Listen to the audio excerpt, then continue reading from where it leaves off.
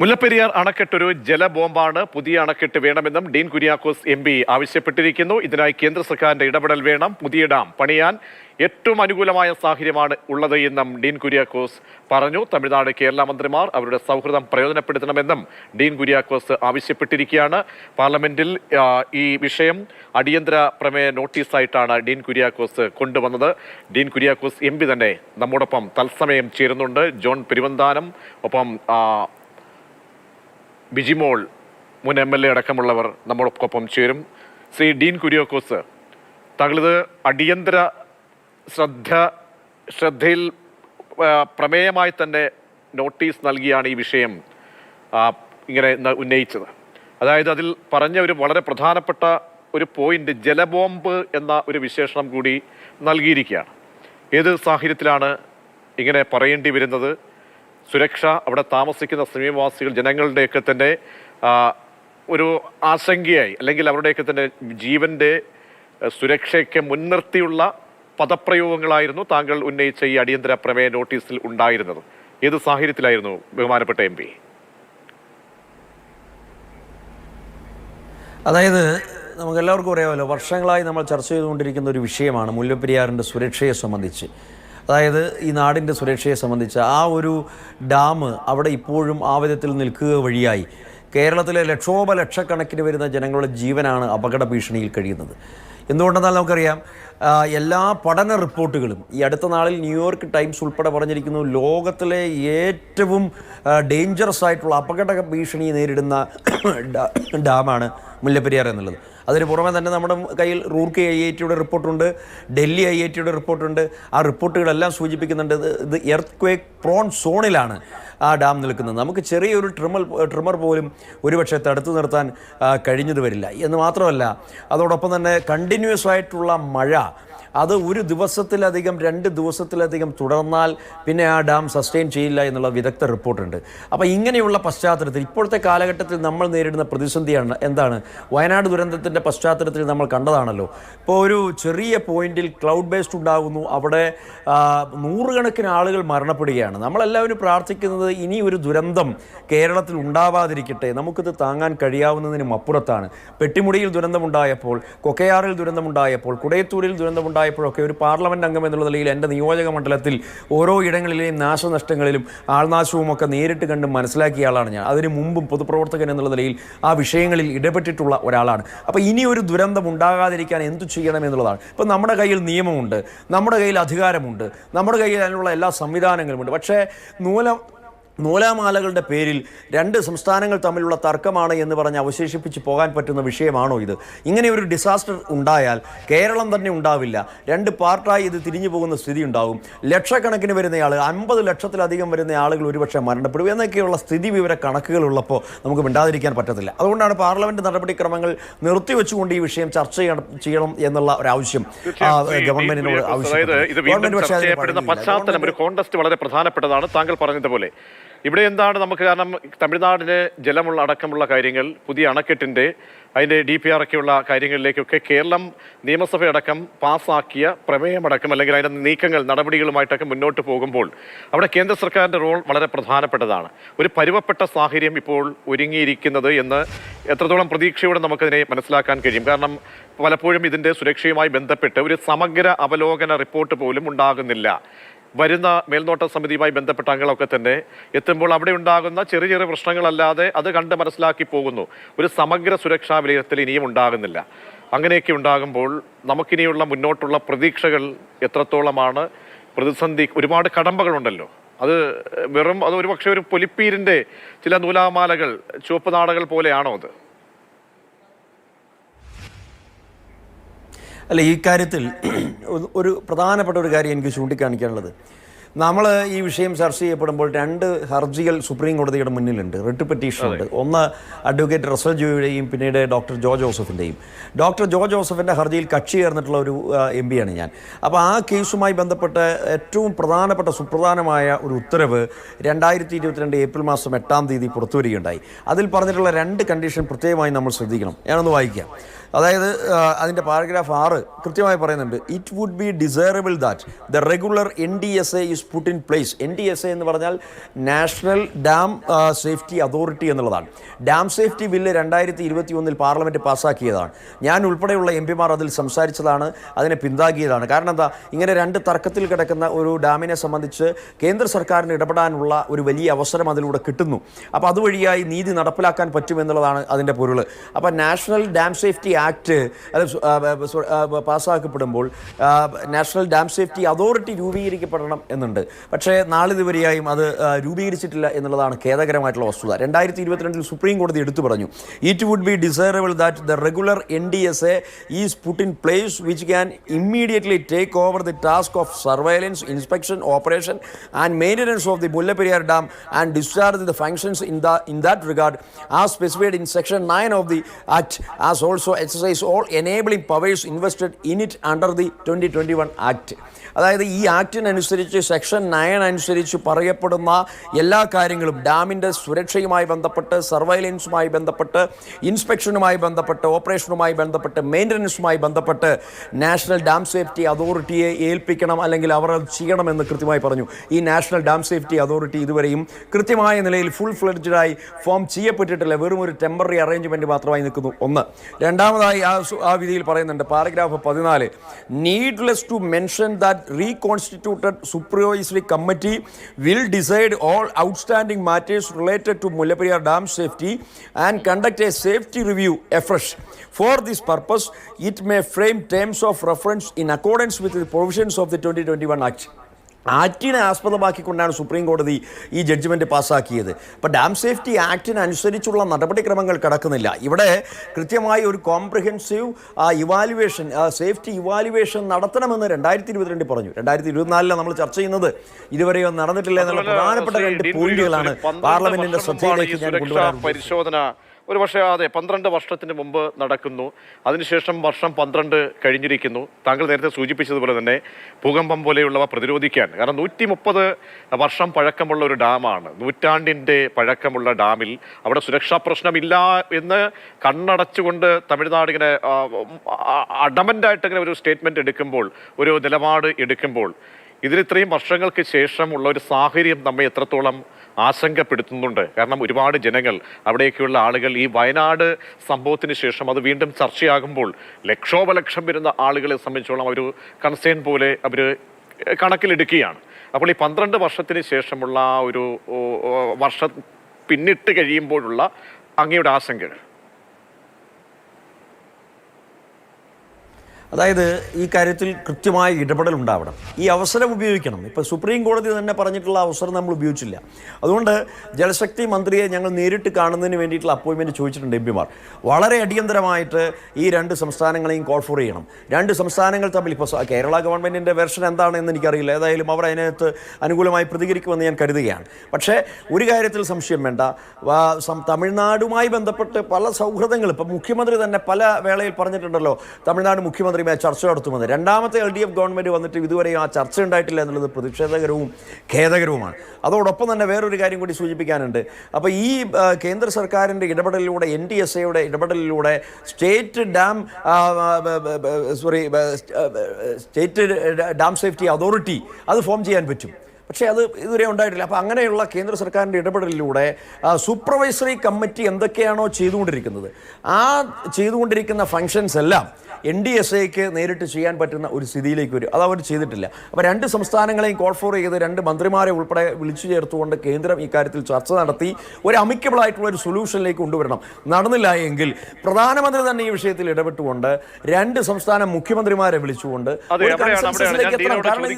നമുക്ക് കുറച്ചുകൂടി നമുക്ക് കാര്യങ്ങൾ എളുപ്പത്തിൽ ഒരു ലൈസണിലൂടെ നമുക്ക് ചെയ്യാൻ കഴിയുന്ന ഒരു സാഹചര്യം ഉരുത്തിരിഞ്ഞിട്ടുണ്ടോ? പലപ്പോഴായി മുൻകാല തമിഴ്നാട് സർക്കാർ മുഖ്യമന്ത്രിമാർ എടുക്കുന്ന നിലപാടിനപ്പുറത്തേക്ക് സ്റ്റാലിൻ നിന്നും ഇക്കാര്യത്തിൽ ഒരു അനുകമ്പ ഇവിടെ ഒരു സാഹചര്യം ഉണ്ടോ? രണ്ട് സ്റ്റേറ്റിലെ മുഖ്യമന്ത്രിമാരും രണ്ട് സ്റ്റേറ്റും തമ്മിൽ നല്ല ഒരു സൗഹൃദ അന്തരീക്ഷത്തിലാണ് മുന്നോട്ട് പോകുന്നത്. അത് നമുക്കിവിടെ പ്രയോജനപ്പെടുത്താൻ എത്രത്തോളം കഴിയും? അതിനുള്ള നീക്കങ്ങൾ സ്റ്റേറ്റിന്റെ ഭാഗത്തു നിന്നും ഇക്കാര്യത്തിൽ കാട്ടിയിട്ടുണ്ടോ? ഇതുവരെയും നമ്മൾ കണ്ടിട്ടില്ല. നമ്മൾ കണ്ടിട്ടുള്ളത് ബഹുമാനപ്പെട്ട മുഖ്യമന്ത്രിയുടെ പ്രസ്താവന മാത്രമാണ്. മറ്റൊരു ആക്ഷൻ നടപടികളിലേക്ക് അത് കടന്നിട്ടില്ല എന്നുള്ളതാണ്. ഇപ്പോൾ നിയമസഭയിലെ പ്രമേയവും നിയമസഭയിലെ അല്ലെങ്കിൽ ഗവൺമെൻറ്റിൻ്റെ തീരുമാനങ്ങളെല്ലാം നമ്മൾ സ്വാഗതം ചെയ്യുന്നു. പക്ഷേ തമിഴ്നാടുമായി ഒരു ബൈലാറ്ററൽ ഡിസ്കഷനിലേക്ക് ഈ വിഷയം കൊണ്ടുവരാൻ ഇതുവരെ കഴിഞ്ഞിട്ടില്ല എന്നുള്ളത് നമ്മൾ മനസ്സിലാക്കുന്ന ഒരു വസ്തുതയാണ്. എന്തുകൊണ്ടത് സംഭവിച്ചില്ല? എന്തുകൊണ്ട് കേരള സർക്കാരിൻ്റെ ഒരു പ്രഥമ പരിഗണനയിലേക്ക് ഈ പ്രശ്നം അല്ലെങ്കിൽ രണ്ട് മുഖ്യമന്ത്രിമാർ തമ്മിലുള്ള ചർച്ചയിലേക്ക് ഇത് കാര്യങ്ങൾ കൊണ്ടുചെന്ന് എത്തിക്കാൻ കഴിഞ്ഞിട്ടില്ല എന്നുള്ളത് ഗവൺമെൻറ്റുമായി ബന്ധപ്പെട്ടുള്ള ആളുകളാണ് വ്യക്തമാക്കേണ്ടതായിട്ടുള്ളത്. തീർച്ചയായും. ഒപ്പം ശ്രീ ഇടിയൻ, ഇക്കാര്യത്തിൽ ഇനി ഒരു ഇനിഷ്യേറ്റീവ് എടുക്കത്തക്ക രീതിയിലേക്ക് വരേണ്ടതാണ്. അപ്പോഴും ഈ ജനങ്ങളുടെ ഒരു കൺസേൺ, കാരണം അവിടുത്തെ സ്ഥലം എം പി ആയ താങ്കളാണ്. ഒരു ജലബോംബ് എന്ന് പറയുമ്പോൾ അത് ഉള്ളിലേക്ക് വരുന്ന വലിയൊരു ഭീകരമായൊരു സാഹചര്യം കൂടിയുണ്ട് ഉള്ളിലേക്ക്. എത്രയോ നാളുകൾ അത് ചർച്ച ചെയ്യുകയും വലിയ രീതിയിലുള്ള പ്രതിഷേധങ്ങൾ, ഐക്യദാർഢ്യം, അവിടേക്കൊക്കെ വന്ന സമരങ്ങൾ അന്ന് ഉറക്കമില്ലാത്ത രാത്രികളെ പോലെ പോയിരുന്നു. അപ്പോഴും പിന്നീട് ഇത്രയും വർഷമെടുക്കുമ്പോൾ വീണ്ടും അതിൻ്റെ ഒരു പഴക്കം സംബന്ധിച്ച് ഒന്നും സംഭവിച്ചല്ലോ എന്ന് പറയാൻ തമിഴ്നാടിന് വീണ്ടും അവകാശവാദങ്ങൾ ഉന്നയിക്കാനുള്ള ഒരു സാഹചര്യം കൂടി ഒരർത്ഥത്തിൽ ഒരുങ്ങിയിട്ടുമുണ്ട്. അങ്ങനെ നോക്കുമ്പോൾ ഈ 12 വർഷം, ഈ വർഷങ്ങൾക്കിപ്പുറമുള്ള ഈ ആശങ്ക എങ്ങനെയാണ് താങ്കൾ അക്കമിട്ട് പറയുന്നത്? ഇക്കാര്യത്തിൽ നമ്മൾ രക്ഷപ്പെട്ടു വന്നത് ഇതിപ്പം ഇതിനിടയിലുണ്ടായ സുപ്രീം കോടതിയുടെ മറ്റൊരു ഇൻ്റർവെൻഷൻ നമുക്ക് നല്ല സഹായകരമായി മാറി. അതായത് റൂൾ കർവ് അത് പാലിക്കപ്പെടണം എന്നുള്ള ആ ഒരു സുപ്രീം കോടതി ജഡ്ജ്മെൻറ്റ് 2021 വന്നു. അതുപോലെ ഡാമിൻ്റെ സുരക്ഷ സംബന്ധിച്ച് ഇൻസ്ട്രുമെൻറ്റേഷൻ, അത്യാധുനികമായിട്ടുള്ള ഉപകരണങ്ങൾ അവിടെ നടത്തണം, അവിടെ ഘടിപ്പിക്കേണ്ടതായിട്ടുണ്ട്. ഡാമിൻ്റെ സുരക്ഷയെ സംബന്ധിച്ചുള്ള സുപ്രീം കോടതിയുടെ ഉത്തരവ് വന്നു. ഇതെല്ലാം മറച്ചു വെച്ചുകൊണ്ടാണ് തമിഴ്നാട് ഡാം സേഫാണ്, യാതൊരു കുഴപ്പവുമില്ല എന്നുള്ള ഒരു പ്രൊപ്പഗണ്ട പുറത്തേക്ക് വിട്ടത്. അപ്പോൾ അത് സുപ്രീം കോടതിയുടെ ഇടപെടലിലൂടെ, ഇൻറ്ററിം ജഡ്ജ്മെൻറ്റിലൂടെ, റിട്ട് പെറ്റീഷനിൽ ജോസഫിൻ്റെ തന്നെ റിട്ട് പെറ്റീഷനിൽ തന്നെ വന്ന ഒരു ജഡ്ജ്മെൻറ്റ് ഒരു ഭാഗമാണിത്. ഇപ്പോൾ ഇൻസ്ട്രുമെൻറ്റേഷൻ വന്നു, പിന്നെ ഷട്ടർ മാനേജ്മെൻറ്റ് വന്നു. അതെല്ലാം അക്കാര്യത്തിലെല്ലാം പരിപൂർണമായൊരു നിഷ്കർഷ വന്നതുകൊണ്ടാണ് ഒരുപക്ഷെ ഉണ്ടായേക്കാവുന്ന ഒരു വലിയ അത്യാഹിതത്തിൽ നിന്നും നമ്മൾ രക്ഷപ്പെട്ടു പോയത് എന്നുള്ളത് മറക്കാൻ പാടില്ലാത്ത കാര്യമാണ്. കാരണം ഷട്ടർ മാനേജ്മെൻറ്റ് നമ്മൾ ഓർക്കുന്നുണ്ടല്ലോ, പാതിരാത്രി ഷട്ടർ തുറക്കും, അല്ലെങ്കിൽ നേരം വെളുക്കാപ്പുറത്ത് ഷട്ടർ തുറക്കും. അവിടെ ആ ഡൗൺ സ്ട്രീമിൽ താമസിക്കുന്ന വണ്ടിപ്പെരിയാർ പഞ്ചായത്ത്, അയ്യപ്പൻകോവിൽ, ഉപ്പുതറ ഉൾപ്പെടെയുള്ള പഞ്ചായത്തുകളിലെ ആളുകളെല്ലാം കൂട്ടത്തോടെ ഉള്ളതെല്ലാം വാരിപ്പെറുക്കിയെടുത്ത് ഓടിപ്പോകുന്ന ഒരു ദാരുണമായ ഒരു ചിത്രമാണ് എൻ്റെ മനസ്സിലുള്ളത്. അപ്പോൾ അത്തരം ഒരു പശ്ചാത്തലത്തിൽ സുപ്രീം കോടതിയുടെ ഇൻ്റർവെൻഷനിലൂടെ വന്ന ഒരു ആശ്വാസകരമായ ഒരു നടപടി കൊണ്ടാണ് നമ്മൾ രക്ഷപ്പെട്ടത് എന്ന് കരുതണം.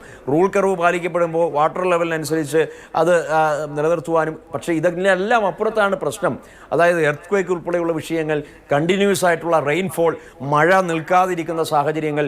അപ്പോൾ നമുക്കിതെല്ലാം അൺപ്രഡിക്റ്റബിൾ ആണ്. അത് പ്രെഡിക്റ്റബിൾ ആയി കഴിഞ്ഞാൽ ഒരുപക്ഷെ അങ്ങോട്ട് തുടരുക. അപ്പോൾ എസ് ബിജിമോൾ നമ്മോടൊപ്പം ചേരുന്നുണ്ട്. ബിജിമോൾ, ഇവിടെ ഇപ്പോൾ എം പി വളരെ പ്രധാനപ്പെട്ട ഒരു വിഷയം അത് പാർലമെന്റ് ശ്രദ്ധയിലേക്ക് കൊണ്ടുവരികയാണ്. അടിയന്തര പ്രമേയമായിട്ടാണ് ഇടുക്കി എം പി ഈ നോട്ടീസ് നൽകിയത്. അതിൽ പറയുന്ന പ്രധാനപ്പെട്ട വാചകം ഒരു ജലബോംബായി മാറിയിരിക്കുന്നു, ജലബോംബിന് സമാനമാണ്. അപ്പോൾ അവിടെ ഉണ്ടാകുന്ന ഇനിയുള്ള ആശങ്കകൾ അതൊക്കെയാണ് അദ്ദേഹം എടുത്ത് ചൂണ്ടിക്കാട്ടുകയും ഒരു ഡീകമ്മീഷൻ ചെയ്യണമെന്നാണ് ആവശ്യപ്പെടുന്നത്. അങ്ങനെ ഒരു ആശങ്കയ്ക്ക് ഇപ്പോൾ ഇടയുണ്ടോ? സ്റ്റേറ്റ് ഇതിൽ ഏത് രീതിയിലാണ് ഇപ്പോഴത്തെ ഒരു കോണ്ടസ്റ്റ് കൂടി വെച്ചുകൊണ്ട് ഇപ്പോൾ ഉയർന്നു വരുന്ന ഇത്തരം ആവശ്യങ്ങളെ സമീപിക്കുന്നത്?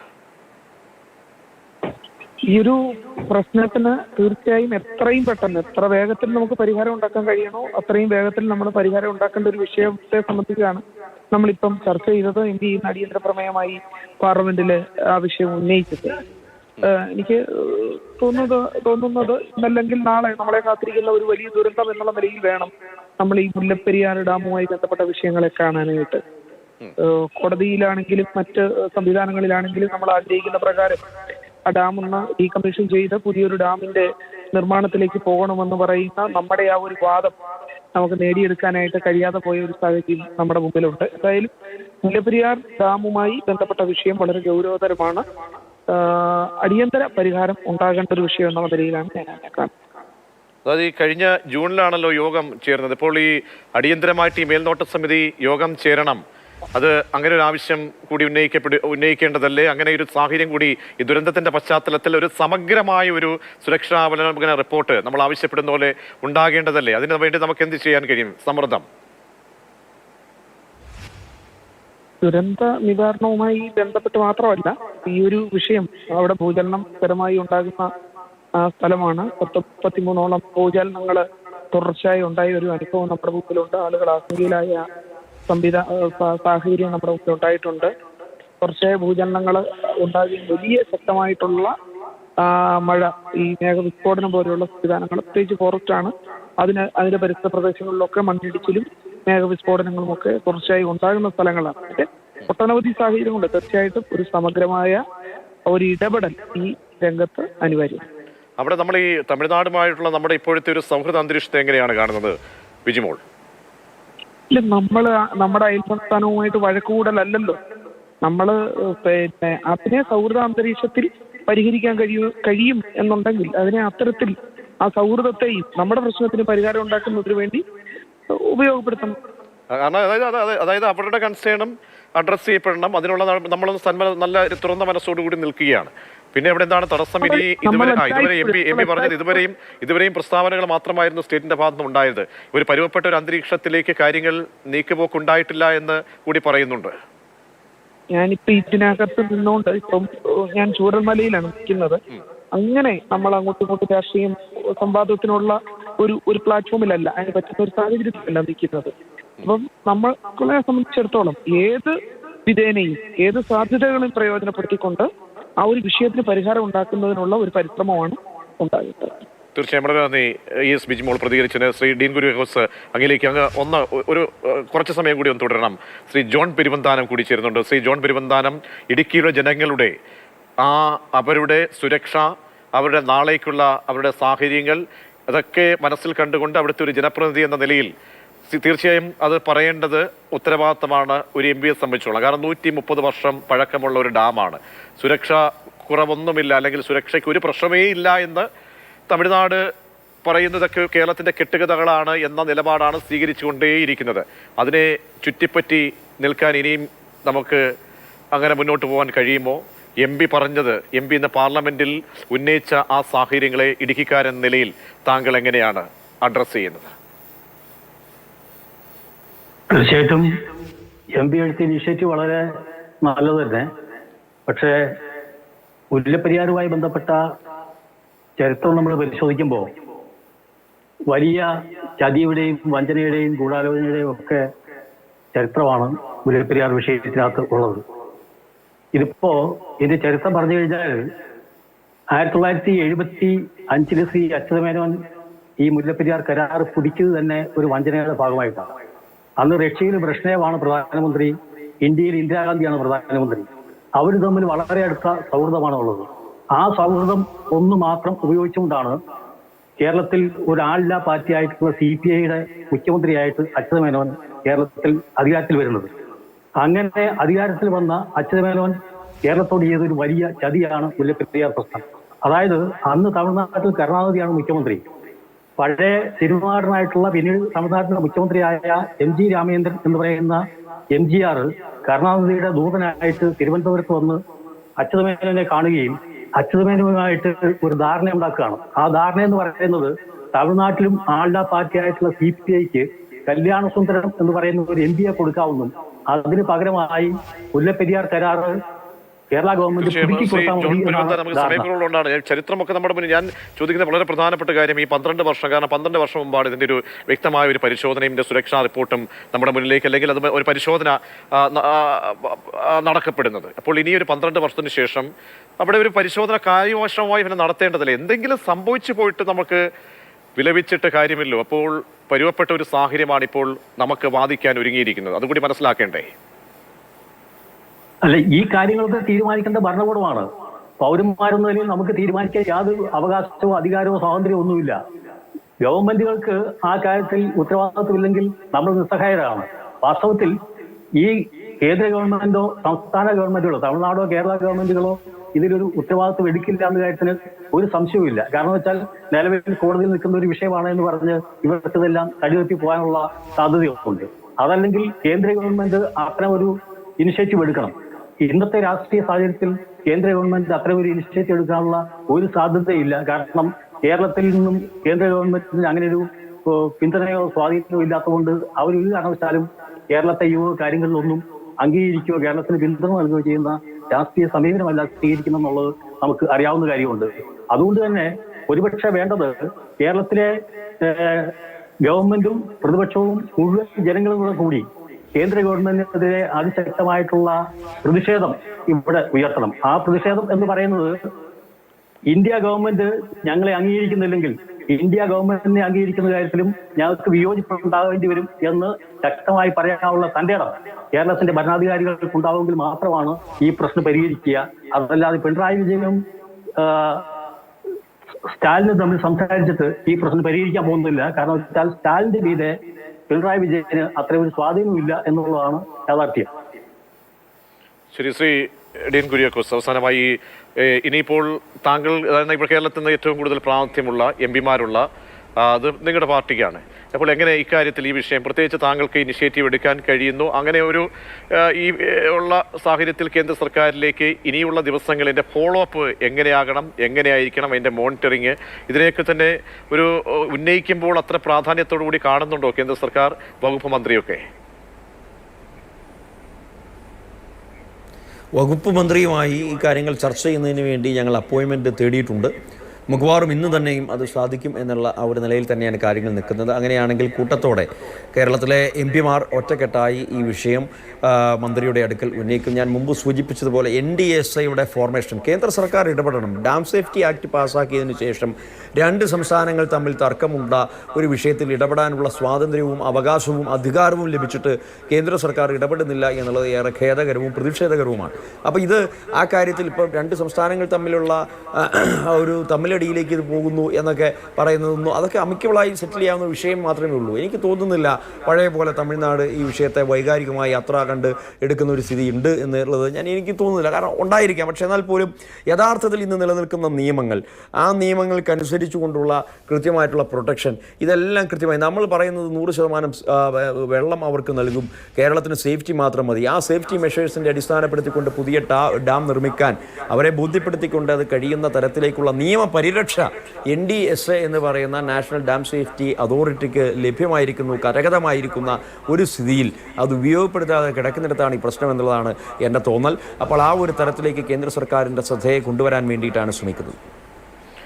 വളരെ നന്ദി ശ്രീ ഡീൻ കുര്യാക്കോസ് MP, ഒപ്പം ജോൺ പെരുവന്താനം, ES ബിജിമോൾ നിലപാടുകൾ അറിയിച്ചതിന്. അങ്ങനെ വലിയ ഒരു ദുരന്തത്തിൻ്റെ നടുവിൽ നിൽക്കുന്ന ഒരു ഘട്ടത്തിലാണ് ഇടുക്കി MP ഡീൻ കുര്യാക്കോസ് മുല്ലപ്പെരിയാർ വിഷയം അത് ചർച്ചയാകുന്ന ഘട്ടത്തിൽ സുരക്ഷയെ സംബന്ധിച്ചൊക്കെ ഒരുപാട് സോഷ്യൽ മീഡിയയിലൊക്കെ പല സംശയങ്ങളും പല രീതിയിലൊക്കെയുള്ള പ്രതികരണങ്ങൾ വരുന്ന ഒരു ഘട്ടത്തിൽ കൂടിയാണ് ഇന്നിപ്പോൾ അത് പാർലമെന്റിൽ ഉന്നയിക്കുകയും ജലബോംബ് എന്ന ഒരു സാഹചര്യം ഓർമ്മിപ്പിക്കുകയും ആ വാചകം ഉപയോഗിച്ച് അടിയന്തര പ്രമേയത്തിന് നോട്ടീസ് നൽകുകയും ചെയ്തത്.